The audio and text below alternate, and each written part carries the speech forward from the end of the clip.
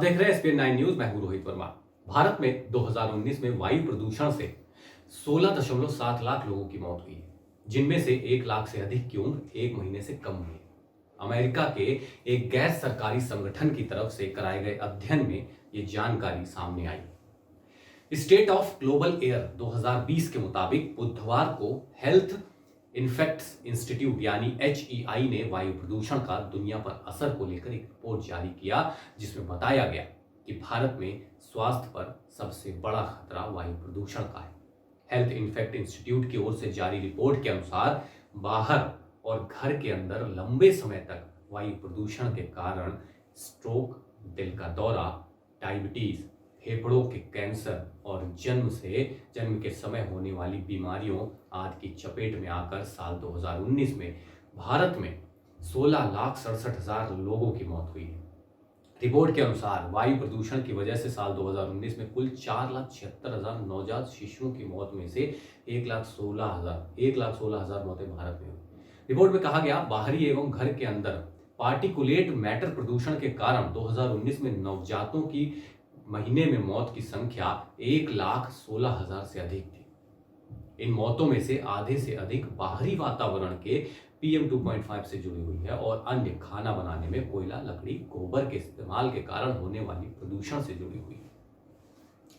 Report में यह भी कहा गया कि वायु प्रदूषण और हृदय एवं फेफड़ा रोग के बीच संबंध होने का स्पष्ट साक्ष्य है। HEI के अध्यक्ष हैं डॉक्टर ग्रीनबाम ने कहा, किसी नवजात का स्वास्थ्य किसी भी समाज के भविष्य के लिए महत्वपूर्ण होता है और इन नए साक्ष्यों से दक्षिण एशिया और अफ्रीका में नवजातों को होने वाले अधिक खतरे का पता चलता है। स्टेट ऑफ ग्लोबल एयर में प्रकाशित नए विश्लेषण में अनुमान जताया गया है कि नवजातों की 21% मौत का कारण घर और आसपास का वायु प्रदूषण है। रिपोर्ट में बताया गया है कि वायु प्रदूषण अब मौत के लिए सबसे बड़ा खतरा कारक बन गया है। इसके मुताबिक भारत, बांग्लादेश, पाकिस्तान और नेपाल सहित दक्षिण एशियाई देश उन शीर्ष 10 राष्ट्रों में शामिल हैं जहां 2019 में PM 2.5 का स्तर सर्वाधिक रहा। रिपोर्ट में कहा गया है, इन सभी देशों में 2010 से 2019 के बीच घर के बाहर PM 2.5 बढ़ा है, स्तर महसूस किया गया है। रिपोर्ट में कहा गया है कि 2010 के बाद से करीब 5 करोड़ लोग घर के अंदर वायु प्रदूषण से पीड़ित हुए हैं। साथ ही रिपोर्ट में कहा गया है कि प्रधानमंत्री उज्ज्वला योजना, LPG कार्यक्रम और अन्य योजनाओं से स्वच्छ ऊर्जा तक पहुंच बनाने में काफी मदद मिली है, खासकर ग्रामीण घरों में। हाल में राष्ट्रीय स्वच्छ हवा कार्यक्रम से महानगरों और देश के अन्य राज्यों में वायु प्रदूषण के बढ़े स्रोतों पर कार्रवाई हुई। शोध के मुताबिक करीब 2,36,000 शिशुओं की मौत उप सहारा क्षेत्र में वायु प्रदूषण के कारण से हुई है और 1,16,000 से अधिक शिशुओं की मौत भारत में हुई। शोध का कहना है कि पाकिस्तान में वायु प्रदूषण के कारण 50,000 नवजात शिशुओं की मौत हुई है। शोध के मुताबिक जब मां वायु प्रदूषण के स्तर के संपर्क में आती है तो इसका असर ऐसे शिशुओं पर पड़ता है जिनका वजन पैदा होने के समय में कम था या फिर वे अपरिपक्व शिशु के तौर पर पैदा हुए थे।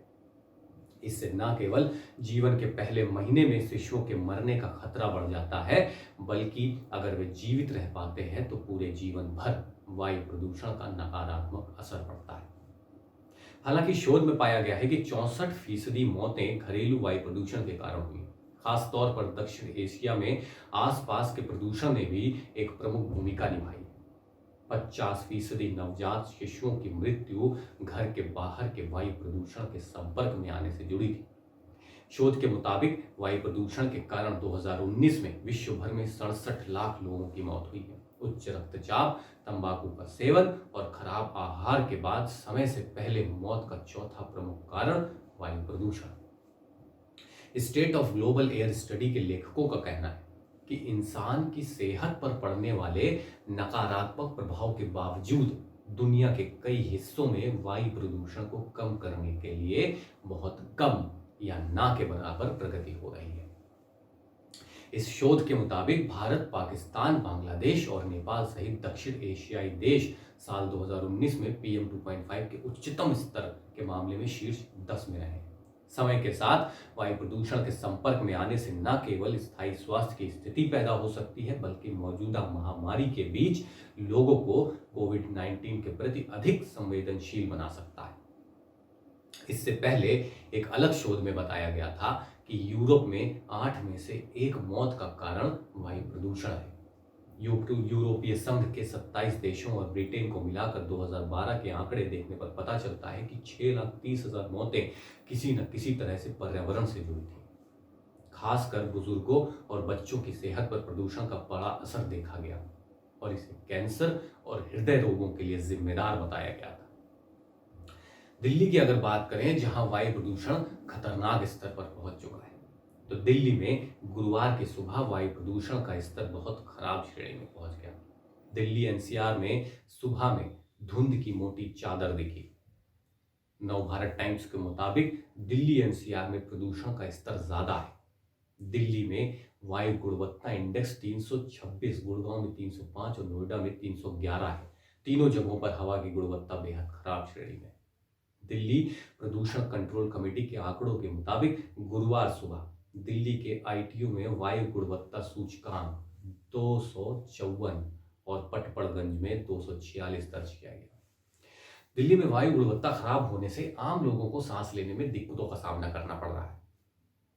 केंद्रीय प्रदूषण नियंत्रण बोर्ड यानी सीपीसीबी के अनुसार बुधवार को पूर्व 10 बजे सुबह दिल्ली का वायु गुणवत्ता सूचकांक यानी AQI 268 था, जबकि मंगलवार को 223 दर्ज किया गया था और ये सोमवार को 244 और रविवार को 254 दर्ज किया गया था।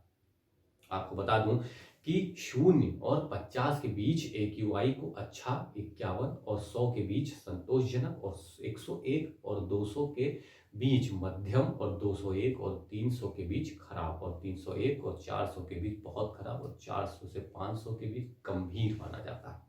पृथ्वी विज्ञान मंगलवार की संस्था सफर ने कहा, यह पूर्वानुमान लगाया जाता है कि वायु की गुणवत्ता 23 अक्टूबर को बहुत खराब से खराब के बीच रहेगी।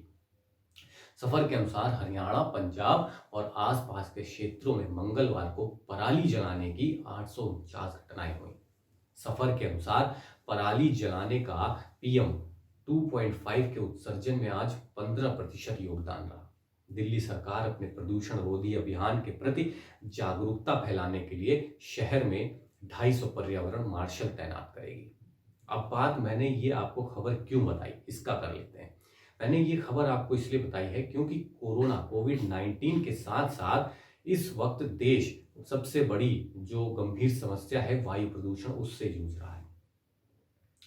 अगर दिल्ली में बात करें तो 15% उसकी पराली जलाने से वायु प्रदूषण हो रहा है, लेकिन बाकी के 85% हम जो सामाजिक जो दौर है, गाड़ियों से, फैक्ट्रियों से, इन सब से धुआं निकलता है। तो इन सबको सजग हमें ही बनाना है, हमें ही इस वायु प्रदूषण को रोकना है। तो इसके लिए हमें कुछ कदम उठाने पड़ेंगे।